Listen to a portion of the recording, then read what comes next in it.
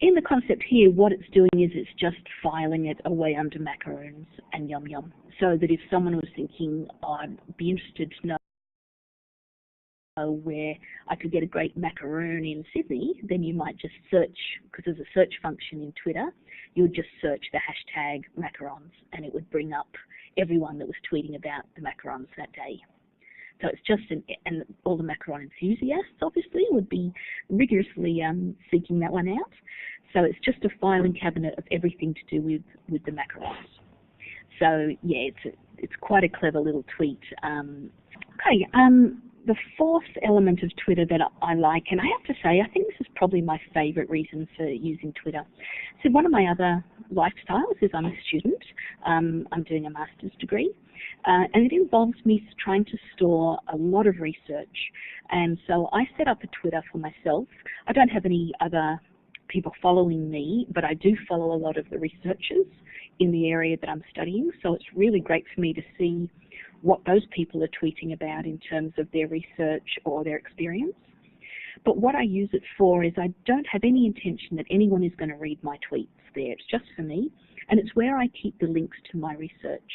So I just create a little tiny URL if I find something that's a piece of research in an area that I'm looking at, and I store it in this particular Twitter account. So when I have to come to write assignments or just do some background research, I've got all my links collected in one area, and I can hashtag them should I wish, if I wanted them to be more public, but generally I don't.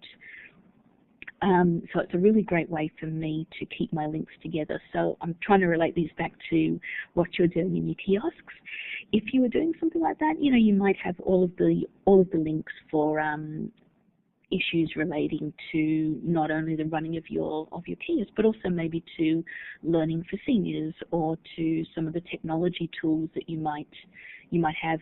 Just gives you one single place to keep everything. So if you as the coordinator are not there any given day, you might have the Twitter account that's available to your volunteer or to someone else that's stepping in. So all your information is in a one-stop shop. Works for some people. I personally really like it because it means it's on my phone as well, but I also can access it online. Personal choice, but I really like that as a way of storing my links. When we started, I mentioned that I have another Twitter account, which is my private account. No one follows it, and I follow no one on it, and I've set it to private. All my other accounts are public, so other people can look at them. This particular one, I have set it as passworded, and it's private, so even if someone stumbles upon it, no one can read it. And I know that's making it sound like it's all very sinister. It's not really. It's my travel diary, basically. If I go to a cafe and I find the best croissant I've ever had, then I'm just going to write something about it, or I'm just going to recognize where it is. I might even take a photo of it. Probably not the croissant. If I'm taking photos of things that just inspire me. So I've got a lot of quotes, I've got a lot of photographs, I've got things that just make me laugh. And I keep them all in that personal Twitter account.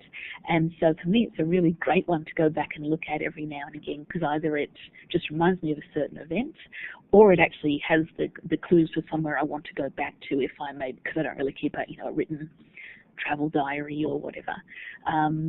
But because I can access everything on my phone, for example, I know I've got information there of places that I like to go and things I like to do. So it's a really great little stored repository.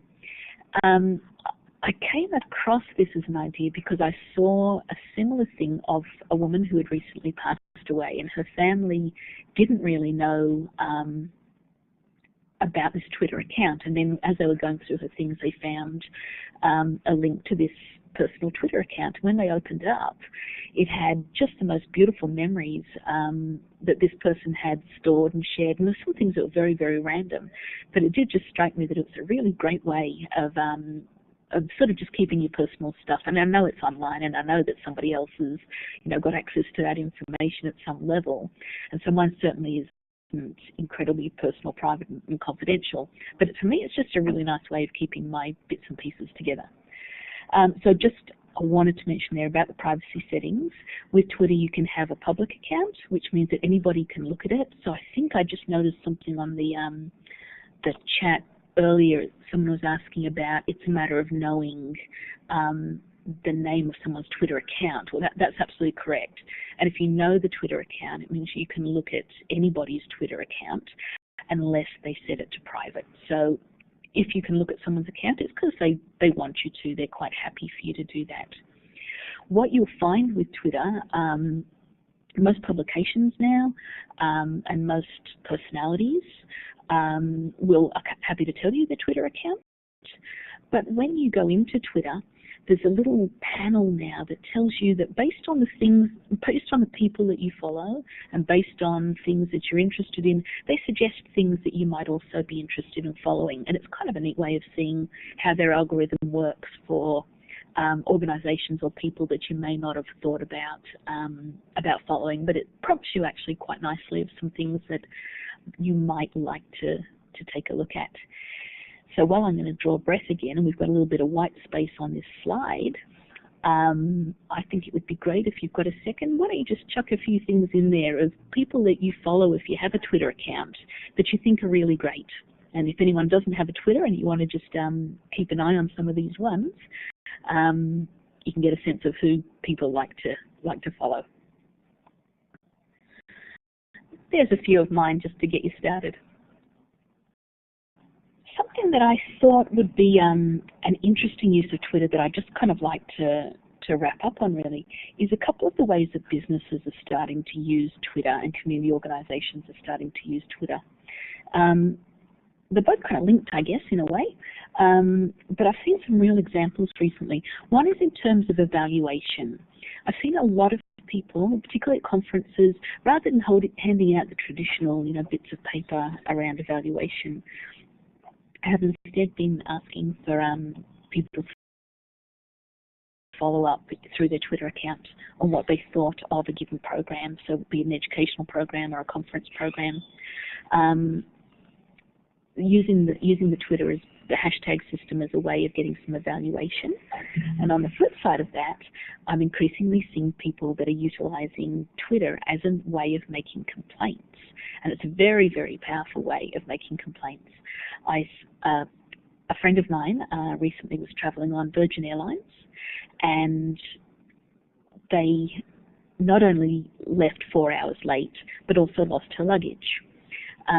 So she tweeted at Virgin Airlines, great work, leaving 4 hours late, and also losing my luggage. What else? What she received almost immediately was an upgrade to first class for the rest of her flight.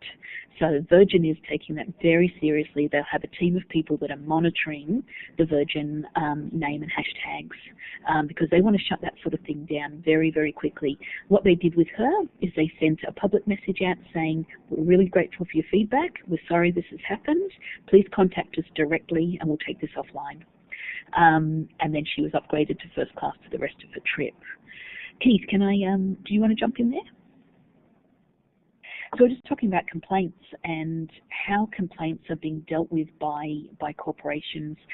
Qantas, when they had a lot of their dramas last year, put up a bit of an ill-timed tweet saying, get in touch, tweet us and let us know what you think about Qantas. And it almost shut their computer system down because they just got blasted with everybody's worst-case scenarios of Qantas at the time. It wasn't really what they were wanting, but I think they got a fairly loud and clear message. But increasingly we're seeing that corporations have people that are very tuned into their social media. They're recognizing that it's important that they shut those things down early, and so you can actually get a lot of traction on people managing complaints through Twitter.